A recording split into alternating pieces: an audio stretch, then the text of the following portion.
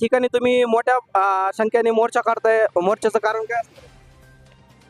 यश ढाका या 22 वर्षीय तरुणाची जी हत्या झालेली आहे बीड शहरामध्ये, त्याला 2 महिने उलटून गेलेले आहेत आणि याच्यातील मुख्य आरोपी अजूनही फरार आहेत.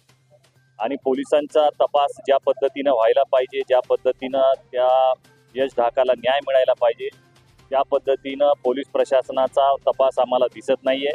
आमची ही मागणी आहे की यश ढाका याच्या हत्येचा तपास हा SIT कडे सोपवण्यात यावा आणि हे प्रकरण फास्ट ट्रॅक कोर्टामध्ये चालवण्यात यावं. याच्यासाठीचा आजचा हा अन्यायाच्या विरोधात न्यायाचा मोर्चा आम्ही बीड शहरामध्ये बीड शहरवासियांच्या वतीनं काढण्यात आलेला आहे. या ठिकाणी उपस्थित कोण असणार आहे?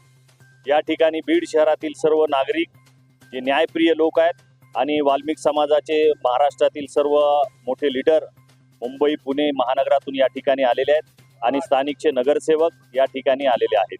पोलिसांचा प्रतिसाद कसा असणार आहे तुम्हाला? पोलीस प्रशासनाचा आम्हाला चांगला प्रतिसाद आहे. दबावही टाकण्याचा प्रयत्न करत आहेत, परंतु आम्ही न्यायप्रिय लोक आहोत.